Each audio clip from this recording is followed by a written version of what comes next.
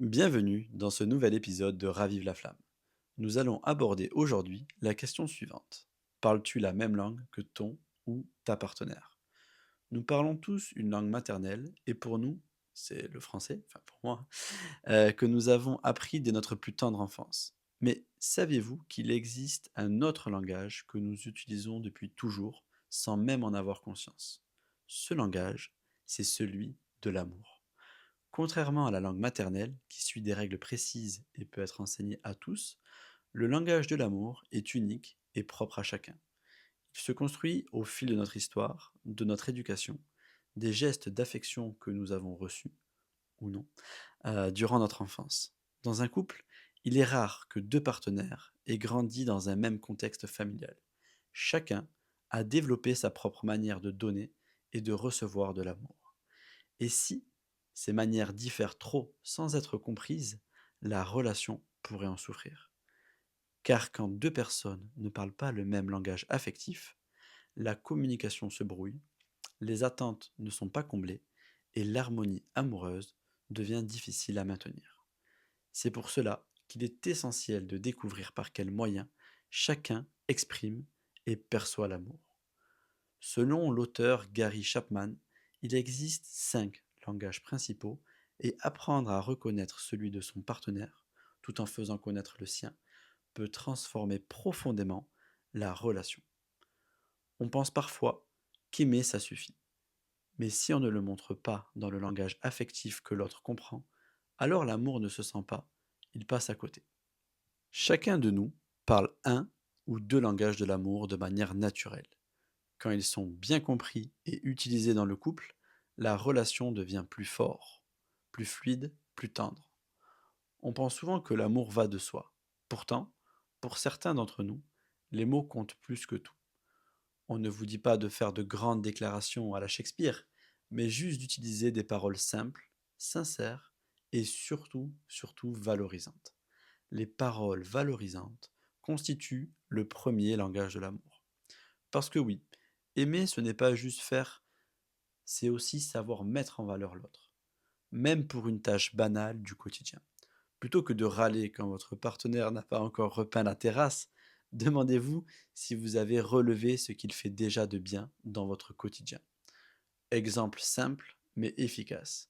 Merci d'avoir vidé le lave-vaisselle, ça me fait super plaisir. C'est vraiment cool que tu penses à sortir les poubelles sans que je te le demande. Si vous dites ces phrases avec le cœur, cela peut suffire à changer une ambiance. Pourquoi? Parce qu'un compliment fait naître une envie, celle de faire plaisir à son tour.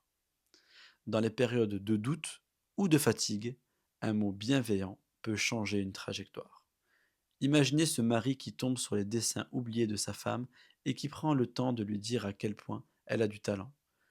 Ces quelques phrases ont réveillé en elle une passion mise en sommeil après l'arrivée de leur bébé. Parfois, il suffit d'un regard qui croit en nous pour oser franchir une étape.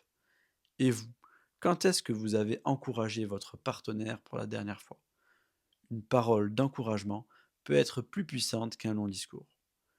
C'est comme dans une dispute. Le fond compte bien sûr, mais la forme change tout. Dire tu ne m'as même pas aidé hier, ou bien je me suis senti seul à devoir tout gérer hier soir, ce n'est pas la même chose, pas la même réception. L'une des phrases attaque, l'autre partage un ressenti car elle insère un sentiment. Les mots sont comme des caresses ou des coups. À vous de choisir ce que vous voulez semer. Dans un couple, on fait tous des erreurs. C'est inévitable. Le problème, ce n'est pas de se tromper, c'est de refuser de le reconnaître. Une parole humble, c'est un simple pardon. Un tu avais raison. Ou encore je veux faire mieux. Un lien solide se construit avec la capacité à s'excuser, avec sincérité, sans ironie ni fierté mal placée. Allez, maintenant on va voir le deuxième langage de l'amour qui est les moments de qualité. Certains couples passent beaucoup de temps ensemble, mais très peu de moments de qualité.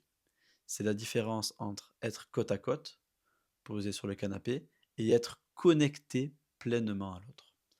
Pour les personnes qui parlent de ce langage, l'amour se vit dans la présence pleine et sincère. Ce n'est pas une question de quantité, mais de qualité d'attention. Ce qui compte, c'est que l'autre soit là, vraiment là. Pas le regard plongé dans son téléphone, ni la tête dans un bouquin, mais présent, attentif, disponible. Imaginez un couple assis à la terrasse d'un café. Aucun mot échangé. Lui regarde son téléphone, elle fait défiler des photos sur le sien. Ils sont là physiquement, mais émotionnellement. Chacun est dans son monde. Maintenant, imaginez le même couple qui marche en se tenant la main, qui partage une glace, qui parle de souvenirs ou de projets. C'est rien d'extraordinaire, hein, mais pour le coup, c'est un vrai moment vécu à deux, ensemble. Et ça, c'est le langage des moments de qualité. Ce que ça peut être concrètement, un dîner sans téléphone, sans télévision, juste vous deux. Ou alors une balade à deux après le boulot, même 20 minutes.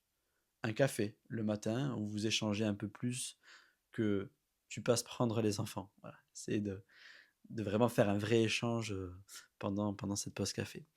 Ou alors un jeu de société, une activité créative, un week-end improvisé, ou tout simplement s'asseoir et écouter l'autre sans l'interrompre, sans juger, sans vouloir tout de suite résoudre. Dans le rythme effréné du quotidien, il est facile de passer à côté de l'essentiel, votre lien. Les moments de qualité permettent d'entretenir ce lien et de raviver et de renforcer le couple. Et surtout, surtout, de faire sentir à l'autre qu'il est ou elle est une priorité pour vous. En plus, c'est en offrant ce temps que l'on redécouvre son ou sa partenaire et que l'on se redécouvre aussi soi. On va maintenant voir le troisième langage de l'amour qui est celui des cadeaux. Pour certaines personnes, recevoir un cadeau est une preuve d'amour profond. Pas parce qu'elles attendent des choses matérielles de la part de l'autre, mais parce que chaque petit objet offert porte un message silencieux. Tu es important ou importante pour moi. Ce n'est pas une question de prix, ni de luxe. Le langage des cadeaux, c'est surtout le symbole derrière le geste. Une surprise, un souvenir, une jolie fleur, un mot doux glissé dans un sac. Ces attentions disent: j'ai pensé à toi, tu comptes pour moi, même en ton absence. Dans notre société de consommation, on pourrait croire que ce langage est superficiel. Et pourtant, offrir un cadeau, c'est souvent mettre de l'intention et de la sensibilité dans une action concrète.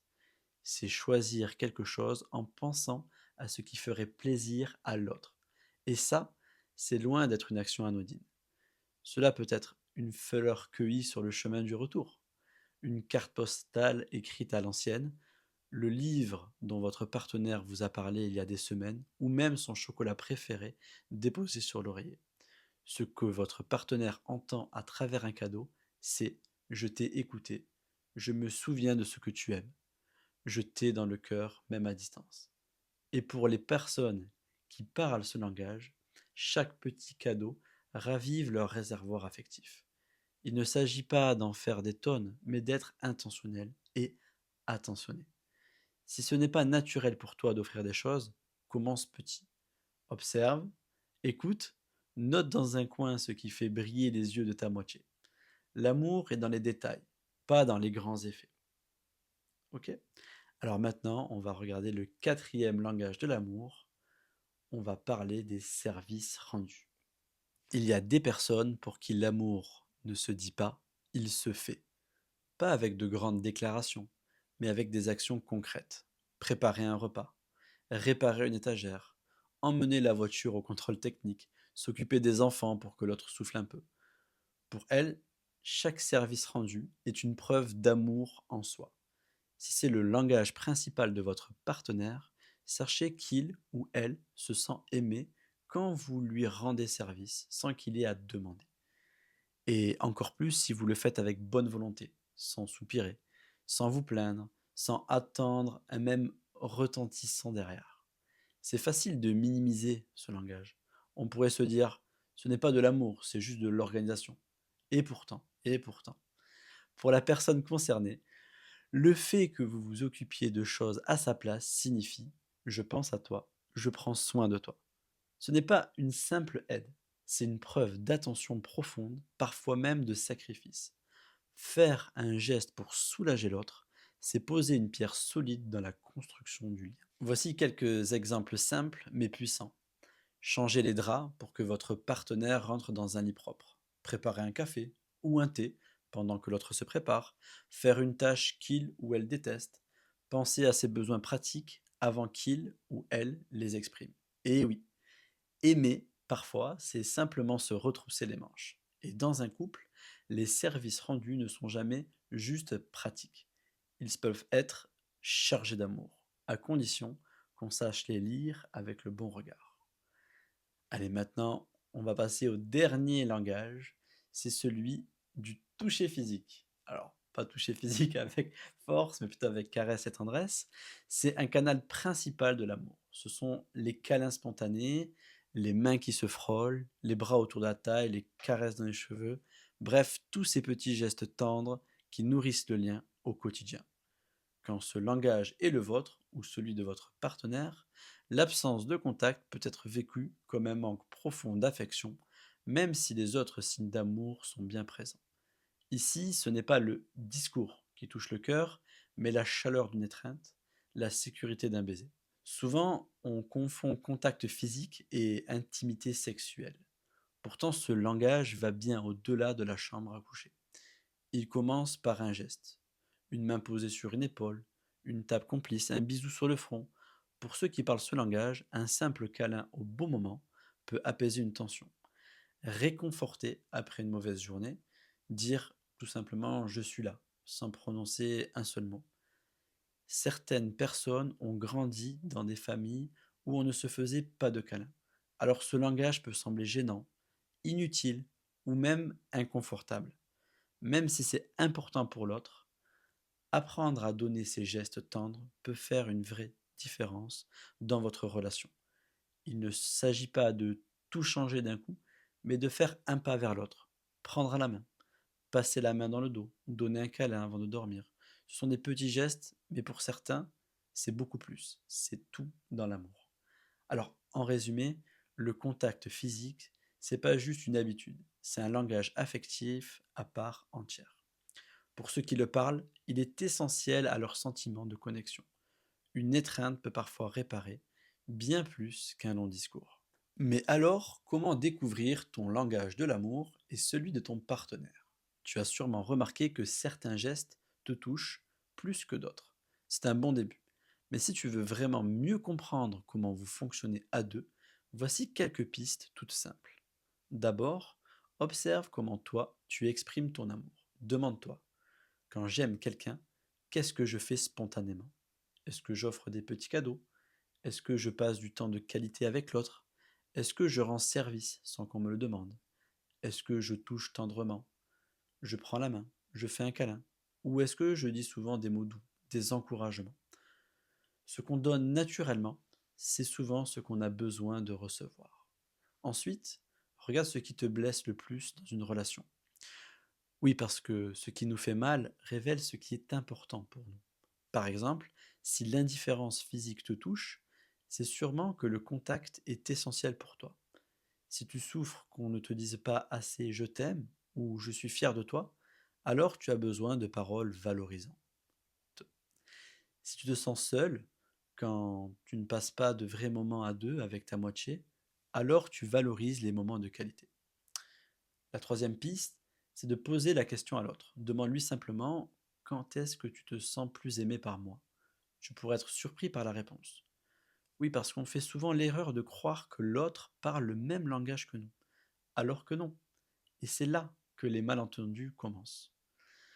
Pour finir, retiens ceci.